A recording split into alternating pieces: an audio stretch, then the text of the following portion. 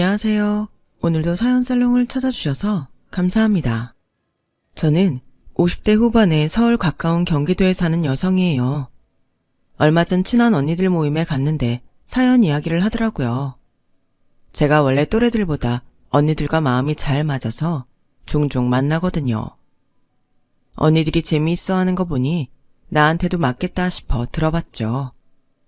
정말 처음 들었을 때부터 같이 화도 냈다 웃었다 했었어요. 그러다 보니 제가 처음 결혼을 약속했던 사람이 떠오르더군요. 좋은 인연도 아니고 인생 살면서 다시는 보지 말자 했던 아주 최악의 사람들이라 깊이 묻어두고 지냈는데 사연 들으면서 그때 일이 생각났어요. 그래서 이때 다 털어내자 싶어 사연을 보내게 됐어요. 저는 부모님이 늦게 본 자식이라서 친구들보다 좀 과보호를 받으며 자랐어요. 처음 학교 들어갔을 때에는 체육 시간에 제가 다칠까봐 엄마가 몰래 와서 운동장에 있는 저를 지켜보다가 집에 가실 정도였죠. 지금이야 부모 중 한 명이 학교 끝나기를 기다렸다가 아이를 데리고 집에 가는 게 당연한 문화가 됐지만 제가 자랄 때는 안 그랬어요. 학교에서 집까지 바로 코앞인 아이들이 대부분이고 다른 친구들끼리 어울려서 집에 가거나 피아노 학원으로 가곤 했어요. 하지만 저는 항상 엄마가 기다렸다가 집에 데려가고 아침에도 학교까지 데려다 주셨죠. 그런 게 어떤 아이들 보기에는 거슬렸는지 2학년이 되자 반 아이들 중 좀 거친 애가 저를 놀리기 시작했어요. 야, 김공주, 너는 안 끼워줄 거니까 저리 가. 갑자기 왜? 지난번에도 쉬는 시간에 같이 고무줄 놀이 했잖아. 그리고 내가 왜 공주야? 내 이름은 은선이야. 넌 맨날 엄마가 데려다주고 데려오고 그러잖아. 혼자서 학교도 못 오는 애랑 안 놀 거야. 저는 어린 마음에 상처를 받았고 학교에 데리러 온 엄마와 손도 잡지 않고 집에 갔던 기억이 있네요. 나도 이제 혼자 학교 다닐래. 다른 애들은 다 혼자 다니잖아. 나도 엄마랑 같이 안 갈 거야. 라며 투정을 부렸고 엄마는 떼쓰는 저를 달래느라 한참 애먹으셨던 게 지금도 생생하게 떠올라요. 그렇다고 부모님의 과보호가 덜하지는 않았죠. 저는 자라면서 저 혼자 잘할 수 있다는 걸 부모님께 보여드리려고 굉장히 애를 썼고 중학교 때에는 일부러 배구부에 들어가기도 했어요. 부모님은 독립적으로 모든 일을 하려는 저를 보며 마음을 많이 졸이셨지만 결국 제가 다른 애들보다 과외도 하지 않고 대학에 들어가는 걸 보며 한시름 놓으셨어요. 네가 배구부에 들어가서 다치고 오는 걸 보며 큰일이라도 날까봐 걱정했던 게 엊그제 같은 게 우리 딸 정말 기특해. 내가 그랬잖아 엄마. 나 그렇게 약하지 않다니까. 앞으로 더 잘할 거니까 걱정하지 마. 그래. 이제 엄마 아빠도 마음 놓고 우리 딸 앞날 축복만 할게. 말씀은 그렇게 하셨지만 늦은 나이에 얻은 외동딸이 어디 가서 미움이라도 받지 않을지 늘 걱정하셨던 건 알고 있었어요. 어른이 돼서 알게 된 건데 제가 초등학교 때 따돌림 받았다는 걸 엄마도 알고 계셨더라고요. 엄마 아빠는 제가 창피해할까봐 그 오랜 세월 동안 한마디도 입 밖에 꺼내지 않으셨던 거예요. 저는 대학에 가서도 과 동기들과 원만하게 잘 지내기 위해 노력했어요. 하지만 어렸을 때 받은 상처는 평생 남는다고 하잖아요. 같은 나이의 아이들에게 따돌림 당했던 게 마음에 남아서인지 저는 저보다 나이가 많은 사람들이 편했어요. 초등학교 2학년 때부터 시작됐던 따돌림이 졸업할 때까지 계속됐었거든요. 과에서도 동갑보다는 재수를 해서 들어온 언니 오빠들과 더 친해졌죠. 그러다 보니 자연스럽게 저보다 먼저 사회생활 하는 사람들을 많이 만났죠. 대학교 3학년 때 같은 학년 언니의 친구 모임에 따라갔다가 한 남자를 알게 됐어요. 그 사람은 처음부터 제게 호감을 보이며 티가 나게 저한테 친절을 베풀더군요. 뭐야, 은선이한테 마음 있는 거야? 티나게 은선이만 챙기네. 야, 너 속 보여. 뭐가? 여기 우리는 다 친한데 혼자만 낯설잖아. 어색할까봐 그러는 거야. 혹시 제가 이러는 게 불편해요? 아니에요. 너무 잘해주셔서 좀 죄송하긴 해요. 거봐, 안 불편하다잖아. 본인도 괜찮다는데 왜 네가 오바야? 그리고 미안해하지 말아요. 우리보다도 어린데 챙겨주는 게 당연하죠. 그 사람은 모임이 끝나고 다른 날 저에게 연락을 해서 만나자고 하더군요. 처음에는 부담스러웠지만 자상하고 조용한 말투가 마음에 들었어요. 그렇게 한 번, 두 번 만나다 보니 자연스럽게 사귀는 사이가 됐죠. 은선이 너 명호랑 사귄다며?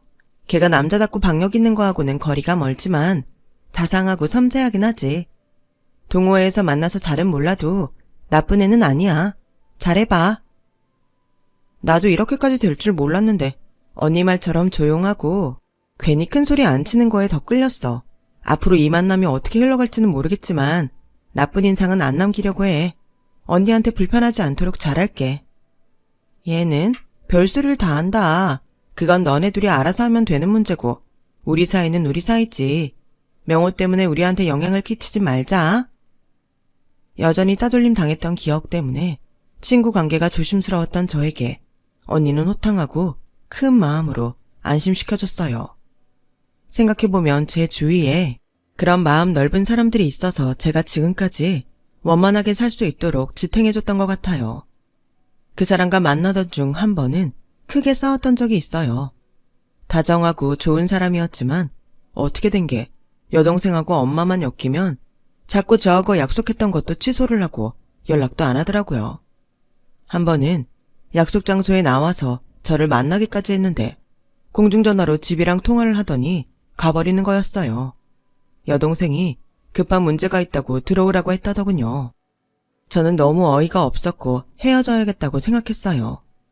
4학년이었던 저는 가끔 소개팅이나 선짜리가 들어왔지만 만나고 있는 사람이 있어서 전부 거절했었거든요.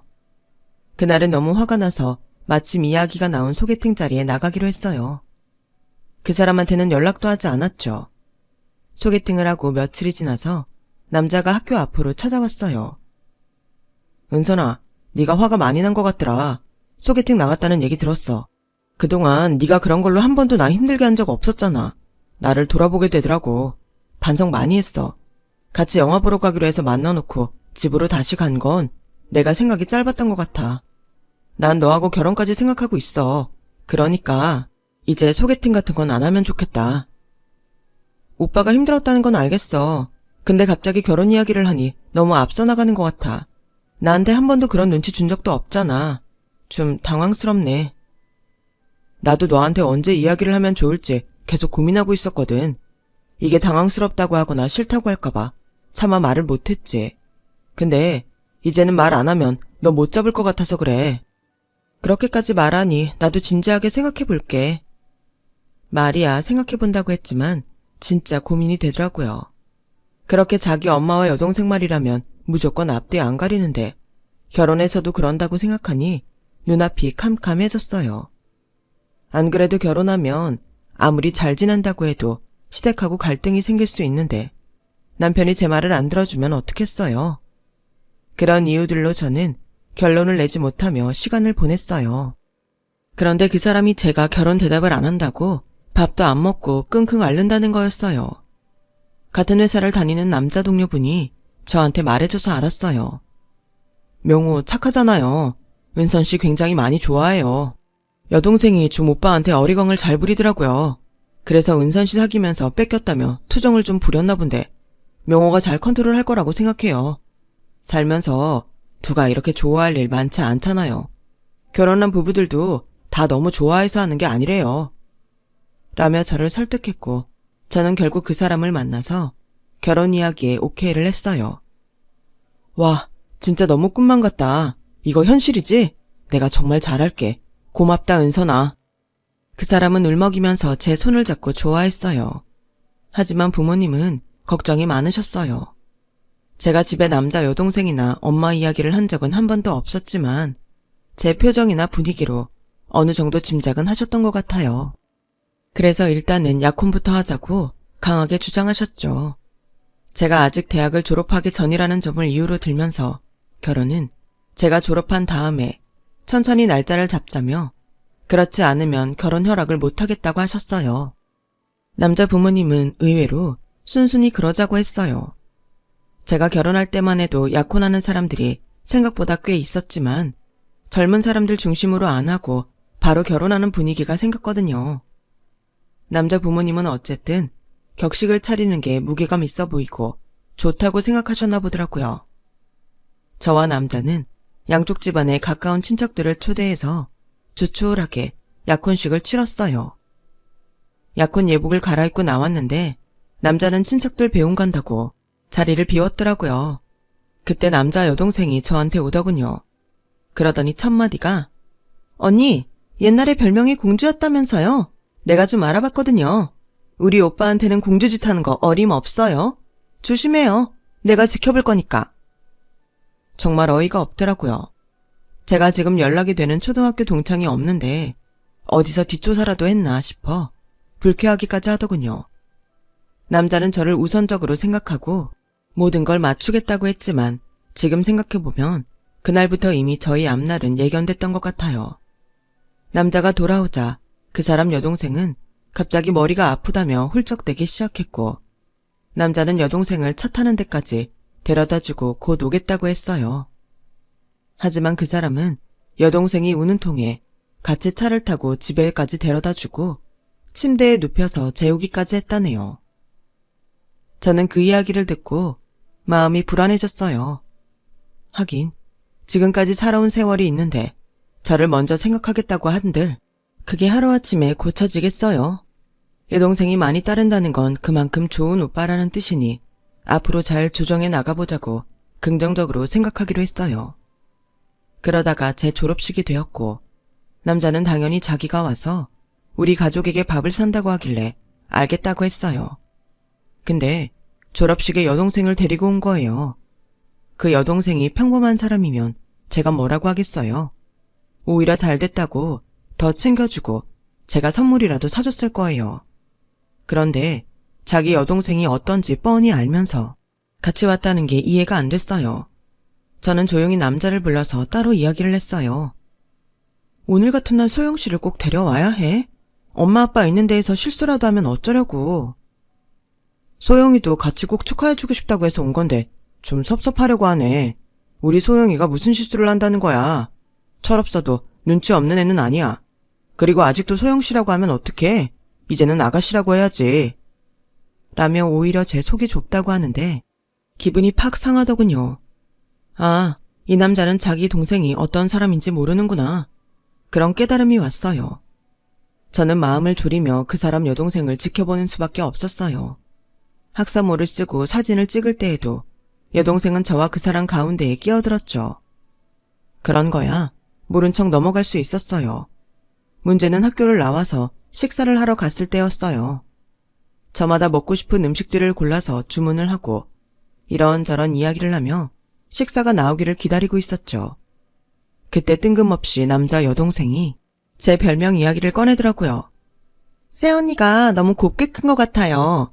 제가 아는 애 언니가 새언니랑 같은 초등학교 다녔다는데 완전 공주로 학교에 소문났었다고 하더라고요. 제가 봐도 새언니 좀 공주 같은 데가 있거든요. 새언니 사회생활하기 힘들면 어떡해요? 그냥 회사 다니지 말고 신부 수업이나 하다가 우리 집 오는 것도 방법일 것 같네요. 저는 진짜 황당하고 화가 나서 얼굴에 열이 확 오르는 게 느껴졌어요. 무엇보다 엄마 아빠가 상처받으실 게 걱정이 됐어요. 안 그래도 제가 어릴 때 따돌림 당한 것 때문에 마음고생을 하셨던데 저런 이야기를 그렇게 꺼내다니 그 무신경함에 고개가 절로 저어졌죠. 남자도 당황했는지 저희 가족 눈치만 봤고 엄마 아빠는 아무 말씀도 없으셨어요.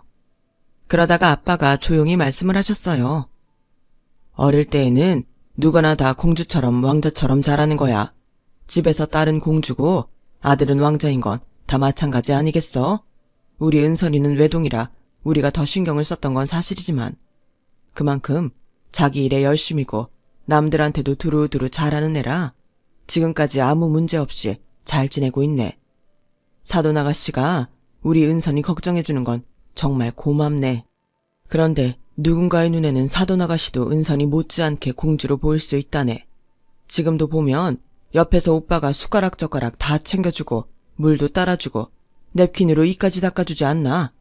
장인장모 될 어른들이 있고 자기 약혼녀가 바로 옆에 있는데도 말이야. 아빠는 전혀 화내지 않고 조곤조곤 말씀하셨고 남자는 그제야 아차 싶은 표정으로 어쩔 줄 몰라 하며 저를 쳐다봤어요. 아빠 말을 들은 여동생은 아무 말 없이 가만히 고개를 숙이고 있더니 갑자기 자리에서 일어나더군요. 저희는 화장실이라도 가나보다 했는데 음식이 나오고 아무리 기다려도 오지 않더라고요. 그대로 집으로 가버린 거였어요. 자네 여동생이 우리 은선이한테 공주라고 할 입장이 아닌 것 같네. 은선이가 어디 어른 있는 자리에서 저러는 거 본 적 있어? 졸업을 축하하러 왔다면서 자기 기분 상했다고 이러고 가면 은선이는 뭐가 되나? 라며 엄마는 조심스럽게 남자를 나무랐어요. 남자는 죄송하다고 계속 사과를 했고 저도 그날은 그 사람과 더 시간을 보내지 않고 부모님하고 집으로 왔죠. 그런데 그날 저녁에 남자 어머니한테서 전화가 왔어요. 우리 소영이가 어쩌다 보니 말실수를 좀 했나 본데 이제 대학생인 애가 알면 뭘 알겠어. 근데 사돈분들이 얼마나 망신을 줬으면 애가 밥도 안 먹고 누워서 끙끙 앓리? 어린 게 얼마나 놀랐으면 그래? 저희 부모님 심한 말씀 안 하셨어요. 오히려 소영씨가 제 어릴 때 이야기를 어디서 듣고 와서 신뢰되는 말을 한 건데요. 그리고 대학생이면 그 정도 예의는 알아야죠. 어머, 넌 예의를 알아서 지금 시어머니 될 사람한테 이렇게 말 대답하니? 안 되겠다. 안사돈 좀 바꿔라. 엄마 잠깐 나가셨고 아빠는 제 졸업식 끝나고 회사 가셨다가 안 오셨어요. 라고 하자 일방적으로 전화를 끊었어요. 좀 있다가 남자한테서 전화가 오더군요. 이럴 땐 은선이 네가 죄송하다고 하고 일이 커지지 않게 해야지. 무슨 이빠른 말을 했길래 엄마가 화나게 만들어. 소영이도 그래. 이제 가족이나 마찬가지인데 좀 더 관대하게 봐줄 수도 있잖아. 어머니가 우리 부모님이 소영 씨한테 심하게 한 것처럼 말씀하시잖아. 근데 오빠도 봤듯이 우리 부모님 얼마나 조심스럽게 말씀하셨는데 그리고 가족이나 마찬가지라고? 그럼 소영 씨처럼 그렇게 무리하게 해도 돼? 아직 우리 결혼 전인데. 소영이 원래 어리광 많고 막내라 그래. 형제가 없어서 그런 걸 모르는 거야? 말을 좀 이상하게 하네? 왜 뭐든 내가 외동딸인 게 문제가 되는 거지? 저는 기분이 더 상해서 전화를 끊었고 이 결혼을 꼭 해야 할지 고민이 됐어요.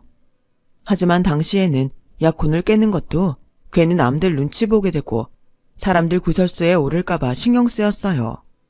그래서 쉽게 약혼을 파기하고 결혼하지 않겠다는 말을 할 수 없었죠. 저는 4학년 2학기 때 취직이 확정돼서 졸업하고 바로 출근을 시작했어요. 남자는 이제 결혼식 날짜를 잡자고 조르더군요. 저도 그래야 하는 건 알고 있었지만 마음이 선뜻 내키지 않아서 이 핑계 저 핑계 대고 미루고 있었어요. 회사에 들어와 보니 의외로 일하는 게 저랑 잘 맞아서 재미있더라고요. 그런데 결혼하면 얼마 다니지 못하고 관둬야 할 것 같아 아깝다는 생각이 들었어요. 그래서 1년만이라도 일을 하고 결혼을 하면 좋겠다는 말을 하려고 했죠. 입사해서 일을 익히느라 바쁘게 3개월 정도를 보냈을 때였어요. 어느 날 점심을 먹고 사무실에 들어왔는데 제 가방이 책상 위에 아무렇게나 올려져 있고 안에 들어있던 물건들이 막 어지럽혀져 있더라고요. 내 가방 왜 이러지? 누가 지나가다가 떨어뜨렸나? 아니야. 아까 어떤 아가씨가 와서 은선 씨가 새언니라고 다 뒤지더니 이렇게 해놓고 갔어. 대리님 말에 저는 놀라서 물건부터 확인해봤어요. 제 신용카드하고 비싼 립스틱이 없어졌더라고요. 남자 여동생은 휴대폰이 없어서 남자한테 전화를 했죠. 아, 회사는 내가 알려줬어. 나한테 온다는 걸 내가 외근 때문에 못 만날 것 같다고 하니까 니네 회사 알려달라고 하더라고. 소영이가 오늘 친구들하고 쇼핑하기로 했는데 용돈이 떨어졌대. 걔가 쓰면 얼마나 쓰겠어. 카드 명세서 나오면 내가 돈 줄게. 이건 엄연히 도둑질이야. 카드에다 남의 립스틱까지. 소영 씨는 늘 이런 식이고 오빠는 항상 이렇게 당연하게 받아들일 거야? 도둑이라니 말이 심하네. 모르는 사이도 아니고 곧 친형제처럼 지낼 텐데 이런 것 하나도 이해 못 해줘. 진짜 이럴 때마다 번번이 가족이니 친형제 타령하면서 나한테만 이해를 하라고 그러네? 이게 이해할 일이야? 말이 안 통해서 정말 답답하다. 나 일 때문에 바빠. 너도 회사잖아. 일이나 하자. 전화를 끊은 저는 이대로 넘어가면 안 되겠다는 생각이 들었어요. 살면서 계속 이런 식으로 여동생이 전화 남자를 자기 통장으로 알고 자기 원하는 걸 다 해달라고 하면 곤란하니까요. 저는 다음날 월차를 내고 카드 회사를 갔다가 여동생 학교를 찾아갔어요. 아침에 수업이 있다는 말을 들었거든요. 저는 강희 씨를 찾아갔고 수업이 막 끝나 짐을 챙기는 남자 여동생에게 갔어요. 소영 씨, 어제 나 없을 때 회사에 와서 내 카드랑 립스틱 가져갔죠? 내가 카드 회사에 확인해 보니까 한도까지 썼던데 나는 이거 못 갚아줘요. 그러니까 당장 가서 환불해요. 립스틱은 버리던지 쓰던지 알아서 해요. 어차피 안 갚으면 언니 신용불량 되는 거잖아요. 신용불량 다 되고 싶으면 그렇게 하세요. 그럼 내가 소영 씨 이런 짓 한 거 학교에 알려도 돼요? 지금 조교한테 가서 말해도 되면 그렇게 하고요. 아니, 어떤 새언니가 남편 될 사람 동생이 돈 좀 썼다고 사람을 도둑 취급해요. 어떤 예비신우이가 오빠 아내 될 사람 회사에 와서 말도 안 하고 신용카드를 가져가서 한도까지 긁고 다녀요. 내가 지금 여기서 소영 씨 기다리는 친구들한테 물어볼까요? 그러자 남자 여동생은 얼굴이 빨개지도록 씩씩거리더니 어쩔 수 없이 알겠다고 하고는 분한 표정으로 먼저 가버렸어요. 그런데 일은 수습되지 않고 더 커지고 말았어요. 그날 저녁 엄마와 제가 만나서 밥을 먹는데 갑자기 남자 어머니한테 전화가 오더니 어디냐고 묻더라고요.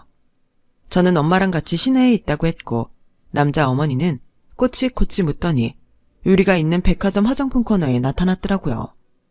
남자 어머니는 갑자기 제 앞에 돈다발을 던지듯 놓더니 여기 소영이가 쓴 돈 있다. 곧 시집오래가 아가씨 학교까지 찾아가서 망신 주고 협박하는 건 무슨 법도냐? 안사돈도 잘 들으세요. 자식 교육 이렇게 시키는 거 아닙니다. 아무리 하나밖에 없는 딸이라지만 시댁에 어떻게 해야 할지 최소한의 예의는 가르치셔야죠. 어떤 예비 며느리가 시댁 식구 망신을 주고 다녀요. 그것도 나이 어린 남편 동생한테. 더 귀한 줄 알고 조심해야지. 라고 일방적으로 퍼붓고는 씩씩대며 가버렸어요. 백화점 1층에 있는 사람들은 전부 우리 모녀를 쳐다봤고 엄마와 저는 민망해서 일단 그 자리를 빠져나왔어요. 저는 그날 마음속으로 약혼을 깨버리겠다고 결심했어요. 물론 부모님한테도 남자한테도 말은 하지 않았죠.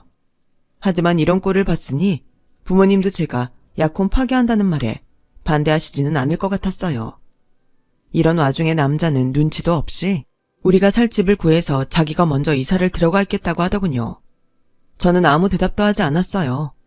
며칠 후 남자 여동생은 회사에 오더니 당당하게 저를 불러내서 다른 카드를 달라고 하더군요. 엄마가 전에 내가 쓴 거 돈 다 줬잖아요. 그러니까 난 새언니한테 아직 용돈 한 푼 못 받아본 거예요. 내가 가만히 있자 남자 여동생은 제 손에 있던 지갑을 빼앗아 다른 신용카드를 꺼내서 흔들며 잘 쓰겠다고 놀리듯 말하고 가버렸어요. 남자는 자기 여동생이 그런 걸 다 알면서도 아무렇지도 않게 생각하더라고요. 그리고 집을 자기 회사랑 가까운 데에 얻겠다고 자기 하고 싶은 말만 했어요. 얼마 후 남자 여동생은 중요한 선자리에 나가게 됐어요. 남자 어머니가 이리 뛰고 저리 뛰어서 어렵게 마련한 좋은 집안 남자라더군요. 상대는 검사고 집안이 다 법조계 인사라고 했어요. 대학 졸업 전에 만나게 해서 졸업하면 바로 결혼시킬 생각인 것 같았어요. 남자 여동생은 선보러 가기 전 정말 황당한 짓을 했어요. 선볼 때 입을 옷하고 구두를 사면서 저를 불러 결제하라고 하는 거였어요. 새언니가 아가씨 선보러 가는데 이 정도는 해줘야죠. 그럼 나는 친구들 만나기로 해서 먼저 갈 테니까 결제하고 들어가세요. 저는 말없이 결제를 하며 남자 여동생이 신이 나서 에스컬레이터를 타고 내려가는 뒷모습을 지켜봤어요. 제가 순순히 당해준 건 다 생각이 있어서였어요. 휴일날 저는 시내에 있는 특급 호텔의 커피숍으로 향했어요. 커피숍 한쪽 구석진 자리에서 남자 여동생이 선을 보고 있었죠. 옆에는 남자 어머니도 있었고요. 맞은편에는 맞선 상대와 어머니가 있고 소개해준 사람도 있더라고요. 얌전한 척 고개를 숙이고 조용히 웃는 남자 여동생을 보며 속으로 기가 찼어요. 저는 마음을 단단히 먹고 그 앞으로 갔죠. 남자 여동생과 어머니는 놀라서 저를 보더군요. 아니, 네가 여기까지 어떻게 온 거냐? 제가 여기서 꼭 해야 될 일이 있어서요. 남자 어머니 말에 대답을 하고 저는 테이블 위에 카드 명세서들을 쫙 올려놨어요. 이게 그동안 소영씨가 제 카드 일방적으로 가져가서 쓴 거예요. 저번에 어머니가 소영씨가 쓴 돈 백화점에 있는 제 앞에 던져놓고 간 거 말고요. 얘가 지금 무슨 소리를 하는 거니? 너 참, 농담이 너무 지나치다. 남자 어머니가 얼굴이 하얘져서 쩔쩔매며 상대 어머니 눈치를 보더군요. 농담 아니에요. 저 소영씨가 마음대로 카드 가져가서 쓰는 바람에 전 카드 3개 다 쓰지도 못해요. 저 없는 자리에 와서 말없이 가져가기도 해요. 남자분 직업이 검사라면서요. 이런 경우는 절도에 해당되지 않나요? 맞선을 보러 온 남자와 그 어머니는 차가운 표정으로 굳어져 있었어요. 저는 거기다 더해 쇼핑백에 있던 물건들을 테이블 위에 쏟아 부었어요. 이건 그동안 소영씨가 저한테 말도 안 하고 가져간 물건들이에요. 머리핀, 목걸이, 지갑, 화장품, 가방. 종류 안 가리고 가져가서 망가지면 버리듯이 저한테 도로 갖고 오거든요. 이것도 다 물어내세요. 저 결혼 안 할 거니까요. 아니, 그게 무슨 말이냐? 남자 어머니가 놀라서 고개를 번쩍 들며 저를 쳐다봤어요. 약혼 파기한다는 뜻이에요. 저는 손가락에 끼고 있던 약혼 반지를 빼서 테이블 위에 놓고 맞선 남에게 마지막으로 경고를 했어요. 잘 생각하세요. 지금 저렇게 순진한 척하고 있는데요. 제가 알기로는 소영씨 다른 남자들 꽤 많이 만나고 다녔어요. 소영씨 친구들도 다 아는 사실이니까 뒷조사라도 한번 해보세요. 그리고 소영씨 오빠라는 사람하고 둘이 서로를 얼마나 아끼든지 데이트하다가도 서로 부르면 상대방 내팽개치고 가버리니까 그것도 잘 알아두시고요. 아니에요. 얘가 지금 우리한테 앙심을 품고 저러는 거예요. 저 말 믿지 마세요, 안사돈. 남자 어머니가 수습하려고 애를 썼지만 이미 상대방들은 싸늘하게 변해서 자리에서 일어났어요. 저는 그 사람들이 나오기 전 먼저 커피숍을 떠났고요. 이 사실을 안 남자가 저한테 밤새 전화를 했지만 전 받지 않았어요. 다음날 회사에 가니 남자가 아침부터 저를 찾아와 불러내더군요. 제가 카페에 들어가자마자 남자는 저보고 일방적이라며 따졌어요. 아니, 약혼을 파기해도 나랑 해야지. 남의 선자리 가서 그러는 게 무슨 경우야? 어떻게 이럴 수 있어? 그래, 그깟 일들로 꽁하고 있을 거면 나도 결혼 안 해. 근데 이러는 거 아니지. 매너 좀 장착하고 살아. 어디다 대고 매너 소리를 해. 난 당신 동생이 한 대로 돌려줬을 뿐이야. 우리 엄마 아빠 있는 데서 무례하게 군 거, 마음대로 카드 가져가서 다 쓴 거, 당신 어머니 사람들 다 있는 데 와서 돈다발 꺼내며 망신 준 거, 당신 여동생 나 불러내서 자기가 산 거 계산하라고 한 거, 지금 이게 자기 오빠이고 아들하고 결혼할 사람한테 할 짓이야? 그 집은 며느리를 원하는 거야, 호구를 원하는 거야. 내가 이 말 당신 회사에 가서 공개적으로 다 해볼까? 누가 망신당하는지 한번 해볼래? 제가 큰 소리로 말하자 주변 사람들이 다 남자를 이상한 눈으로 쳐다봤어요. 저는 그런 남자 앞에 그 사람이 유일하게 선물했던 가방을 내놓았어요. 여기, 이거 하나 사주면서 얼마나 벌벌 떨었어? 근데 여동생이 내 돈으로 명품 쇼핑하는 건 하나도 안 아깝다는 거잖아. 이런 치사한 선물 필요 없으니까 가져가고 사는 동안 다시는 만나지 말자. 제가 이성적으로 차분히 말을 한 후 자리에서 일어나자 남자는 제 손목을 꽉 잡더니 못 간다고 하더군요. 제대로 사과하고 가. 어디서 이렇게 제멋대로야? 그러자 옆자리에 있던 여자 두 분이 남자에게 제멋대로는 그쪽 같은데요? 그 손 놓으세요. 들어보니까 잘한 것도 없으면서 왜 여자한테만 그래요? 라고 하니 다른 사람들도 호응했어요. 맞아. 남자들 저러는 거 너무 웃겨. 자기 여동생만 감싸는 거잖아. 아니, 아무리 새언니라지만 마음대로 카드 가져가는 게 어딨어? 그거 철도야, 철도. 신고해요, 아가씨. 아가씨가 너무 착하네. 맞아요. 그리고 저런 사람들 상종도 하지 마세요. 남자는 얼굴이 새빨개지더니 결국 그 자리를 벗어나더군요. 어딜 그냥 가. 당신이 마신 건 당신이 계산하고 가. 제가 그렇게 말하고 먼저 나가자 사람들은 저한테 잘했다며 응원을 해줬어요. 남자는 자기를 망신 줬다며 몇 번이고 사과하라며 전화를 했지만 저는 그때 이후 일체 연락을 받지 않았어요. 화가 난 엄마 아빠가 남자를 경찰에 신고하겠다고 하자 그제서야 저한테 전화하고 찾아오는 걸 그만뒀어요. 그렇게 저는 지긋지긋한 사람들을 끊어냈고 한동안은 결혼의 결자만 들어도 몸서리를 쳤죠. 평생 결혼 안 할 생각까지도 했어요. 그런데 사람마다 인연이 있다고 5년이 지난 후 저는 지금의 남편을 만나 결혼을 하게 됐답니다. 그 사람과는 비교도 안 되게 괜찮은 남자예요. 물론 살다 보니 싸우는 날도 있고 화도 내지만 이 사람을 만나려고 내가 그렇게 큰 액땜을 했나 보다 생각할 정도로 좋은 사람이에요. 제 얘기는 여기까지예요. 오늘 만약 나쁜 일을 겪으셨다면 앞으로 정말 좋은 일이 생길 거라서 액땜을 했다고 생각하시고 편안한 시간 되셨으면 해요. 항상 건강하시고 행복하세요. 여러분, 사연 댓글에 응원과 현명한 조언 부탁드려요. 좋아요와 구독은 저에게 큰 힘이 됩니다. 오늘도 좋은 일 가득하세요.